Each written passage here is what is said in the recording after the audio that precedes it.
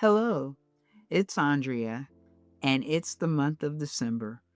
Welcome back to Lots More from the Heart, where we're sharing stories, sharing hearts, sharing love, that Romans 12 kind of love.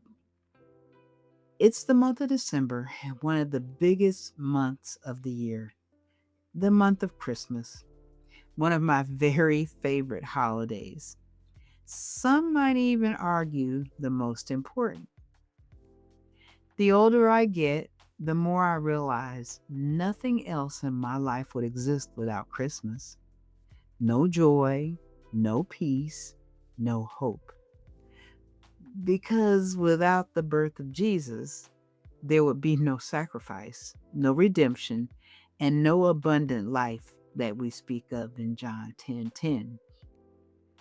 I am so thankful, so very thankful that he chose to come and sacrifice for us, that the Lord God through Jesus pursued me. That thought of him pursuing me, now that really blows my mind.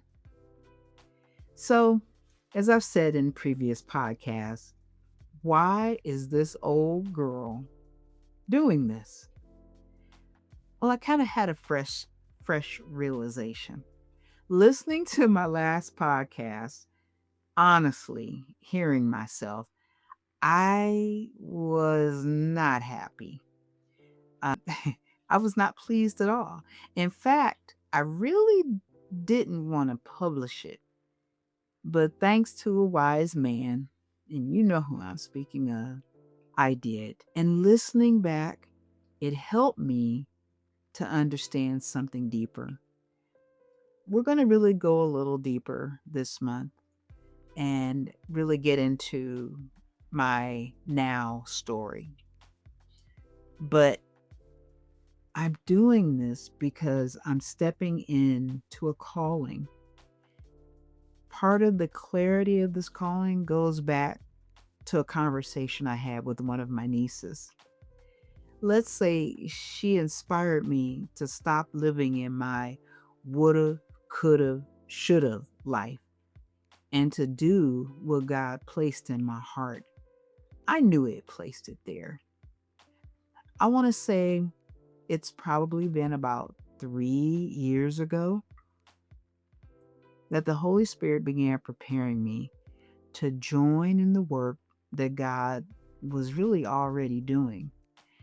So it wasn't me doing a work or starting a ministry or whatever and inviting God to join me. Quite the contrary, it was me surrendering and joining in what God was already doing. So, the sharing of story, the sharing of everybody's story, any story, supporting those who grieve, coaching people into life and that life more abundantly is what I'm joining God in doing. But even though I knew he was calling me and I had, an idea, I mean, I wouldn't have done it without it. I sat on it. I, I procrastinated. I backpedaled. I got busy. I thought, oh, I need to be more prepared. So I did this, and this. But basically, I didn't, I couldn't actually do what he was calling me to do because I wasn't ready. I mean, like I say, I read, I researched, I prepared, but I wasn't moving. And it's come to me. Why wasn't I moving? Well, just like the Israelites who wandered in the wilderness for 40 years. And I thank God it didn't take 40 years. I don't think I had 40 years left. But it came to me and it has come to me. I wasn't ready. There were things that he had to strip away, pull away, take away. And I'm going to be very candid right now. These things that he had to move were my pride, my self-sufficiency, my I can do this. I'm equipped. I can do this in my own strength. All of that had to be tempered. In the early beginnings of the offering, of me preparing, I would take these long walks, and I would sort of go through my head as to how the website was going to be put together and what I wanted it to portray. And honestly, pardon that pun too, I avoided being honest. All of what I was doing was mostly me. Was, well, I neglected seeking God really, really intimately for what He wanted. I was always going to be sharing God's love, but I wasn't going to proselytize.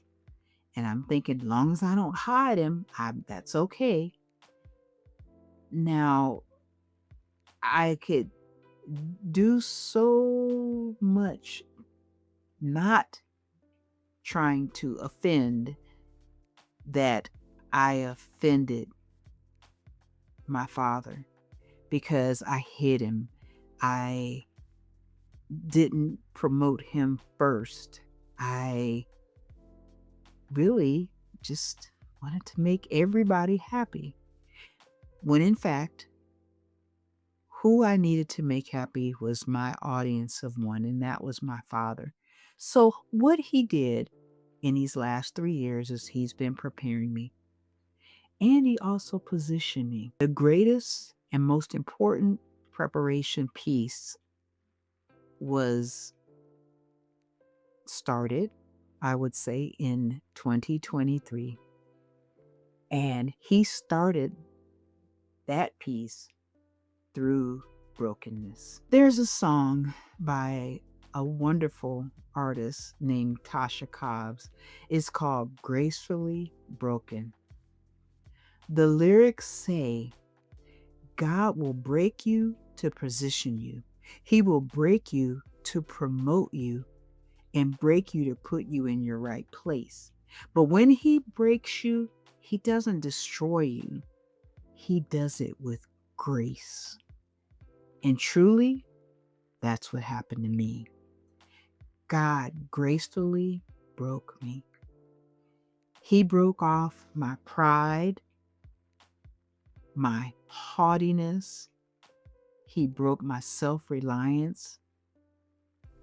And He broke the in my own strength in me. He took off the mask, my mask that I held and put on of playing Christian.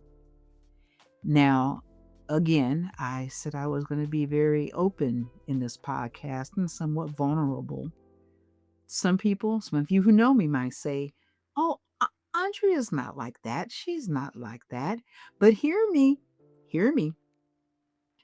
My mask was more iron than it was clay, and it took some work to remove it. You see, I was better at weeping with those who wept than rejoicing when they rejoiced.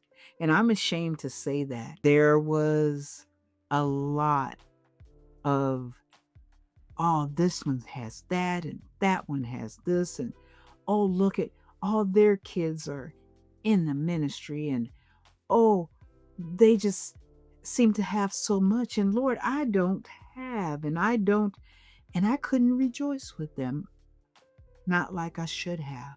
But God's working on me, continue even to this day to work on me. But when He gracefully broke me, He definitely pointed me to that window. So, as I said, when God, in His faithfulness, as He broke me gracefully, He literally saved my life. He saved my life so I could surrender my life. And that breaking began on Tuesday, June 14th, 2023. Let's say it was my beginning. You might want to pull up a chair here. You might want to pause what you're doing and listen, really listen. And I kind of hope you do, because this is a story that I personally have needed to tell. And I can also be vulnerable enough to say that I needed to tell this story as part of my healing, my continued healing. June 14th, 2023 was a day after my birthday, and it was also Flag Day for you, conscious of those holidays. I was going into the hospital for what was supposed to be a simple procedure. It was a hiatal hernia repair and an in and out same day surgery. The hiatal hernia repair was for, well, it's kind of a common malady to those who have had the gastric banding. It kind of slips, which is a little aside here. I would not recommend gastric banding now, and I don't even think they do it anymore, honestly. But the gastric sleeve or bypass, because sometimes a sister needs a little help. Okay, and anyway, so it was a simple surgery. I must admit, and I hope I don't get myself in trouble here, but I was looking forward to a little time off work and a relaxing recovery. I mean, I prepared my room at home. I got new sheets, a fresh comforter, everything cleaned and ready. My husband even removed the popcorn ceiling because, let me tell you, we painted the bedroom. I for months I tested different types of paint and wanting to see what was nice. So we went into this frosty light green. I mean, and it's smooth, maybe even like a mint green. I don't know. Even King Louis, my sweet poodle terrier mix, he got freshly groomed because he was not getting into my bed with his usual scruffy self. He had to be clean. I mean, I didn't want to get any infections, right? Yeah, well, okay. Everything was ready. That morning of the surgery, I remember getting up. I'm going to look back at it, what my devotion was that morning, but I had so much peace. When we arrived at the hospital, I remember it was like a 6 o'clock arrival. It was pretty early. When we arrived at the hospital, I immediately learned that my surgeon, my bariatric doctor for over 8 years, he would not be doing the operation. That's what we were told. We were told that due to him having a family emergency, he wouldn't be able to perform the surgery. It was a surprise, but I said, okay, okay, God, you got me. And I really did have peace. So they began the preparation, getting me ready.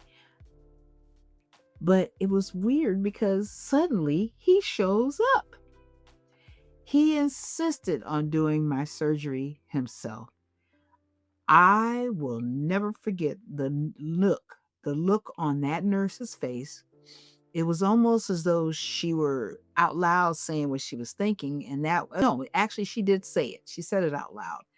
Doctor, you don't have to do this. But he said, no, no, no, I'm okay. I'll do it. Well, fast forward, the surgery seemed successful. They said everything went well. But then the turn and the first problem. I didn't feel right. I didn't feel right at all.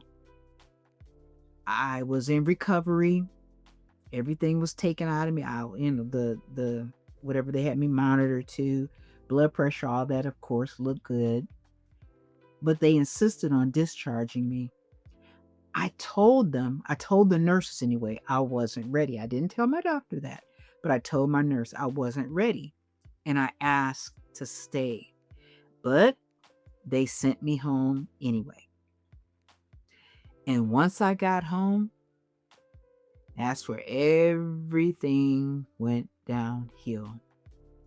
So here we are, Thursday, June 15th. The 14th was a Wednesday, Thursday the 15th.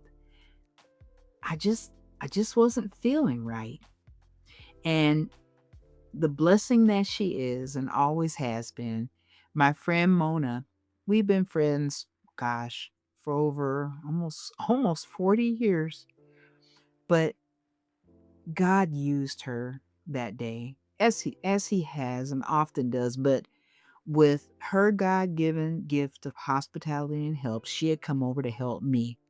I believe she had brought a meal, and God used her to literally save my life. She came to check on me and immediately saw something was not right. Did I mention that she was a retired nurse, or she is a retired nurse? She's good too. I was in so much pain. I couldn't get comfortable.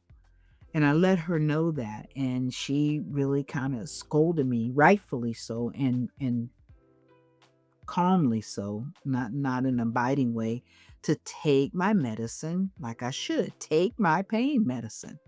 So I kind of, and well, not kind of, I did start doing that like I should, didn't wait. So later that evening, as she had instructed, she told my husband to go and buy an abdominal wrap. Hopefully that would cinch me a little tighter and help me with the pain that I was having in my abdomen.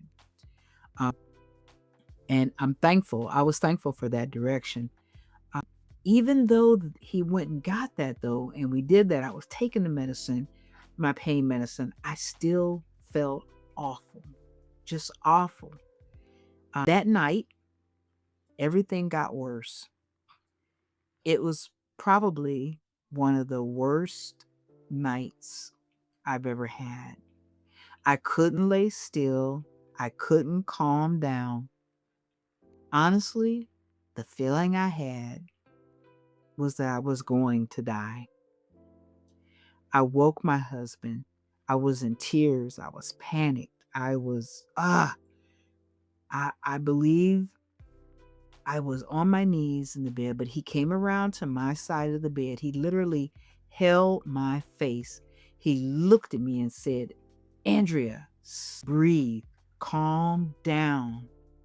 I'm here with you. It must have worked because somehow I fell asleep. Waking up to Friday, June 16th. That morning, I called my doctor and told him all that had been going on, my symptoms and everything. And my doctor immediately said, bring her in, take her to the emergency room. And it was back to the hospital where they operated on me.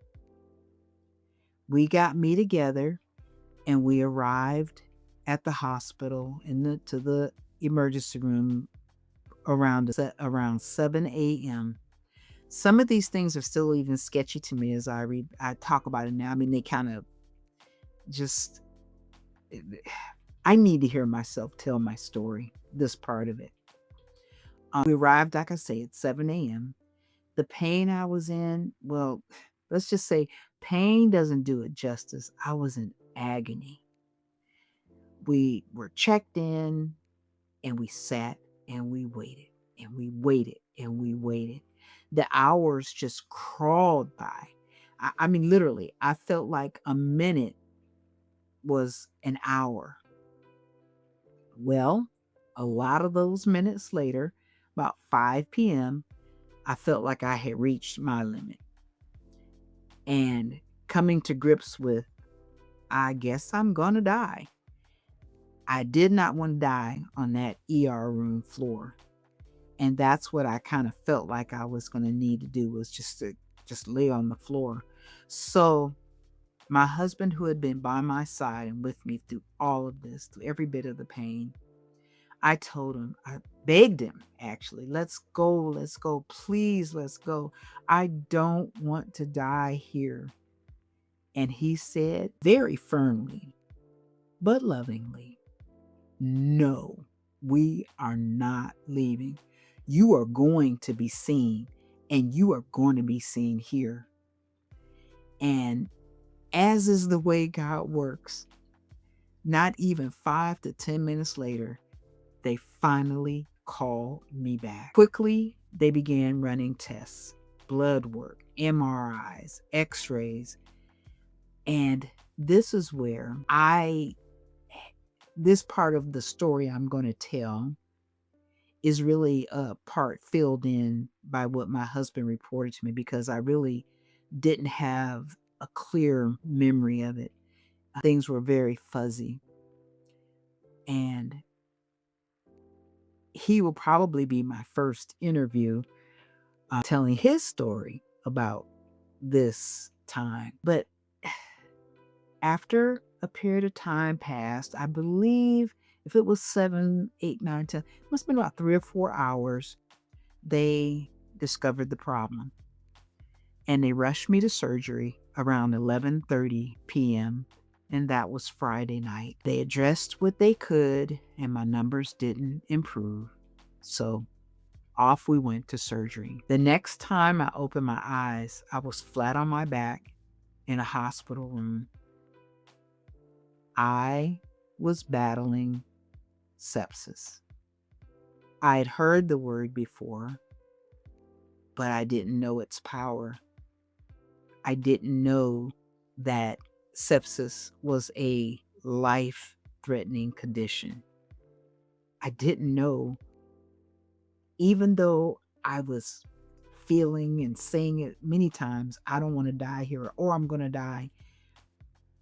Until that moment, I didn't know I was facing death, really. But even though I was facing it, I wasn't afraid. The room I was in, the valley of my shadow, as I call it, that room became my place of new beginning, my place of transformation, and that room, a place of pain, became a place of grace. I think the most powerful thing I realized as I look back now, I had no fear. I thought I was going to die and all of those things, but I wasn't afraid. And that's crazy. No, that was amazing grace. I was being gracefully broken to be amazingly restored. I was being restored for repurpose. I think here is where we'll pause. I will share the rest of that part of this story in January's episode. In keeping with the true meaning of this Christmas season, I invite you to reflect, as I've been reflecting. If you would, reflect on the gift, not that we're going to give others or what we might receive or what we want, but reflect on the gift of life, your life, the life of others you may never know, and the lives of those in your oikos, the people God placed around you. Reflect on the life Jesus was born to live, and eventually that life he laid down. You see, the Good Shepherd, our gateway to life, and that life more abundantly. Reflect on the Romans 12 kind of life, the life where evil is conquered with good. Ask yourself, have I been broken? Have you been broken and gracefully kept through the breaking? Has that happened to you? Well, I hope that if so, this episode resonates with you. But most importantly, I invite you to share your story. Yes, share your story. You can email me at lotsmorefromtheheart@gmail.com. That's all one word, lotsmorefromtheheart@gmail.com. I'd love to hear your story. I'd love for you to share your story with me. You see, your story has power. Your story has meaning. And perhaps, just like mine, your story carries healing. This season, this Christmas, Allow yourself to believe that God is preparing you for something greater. Maybe, maybe you just simply need to believe. Believe in Him. Until next time, from my heart to your heart, I pray abundant blessings, blessings of peace and blessings of joy.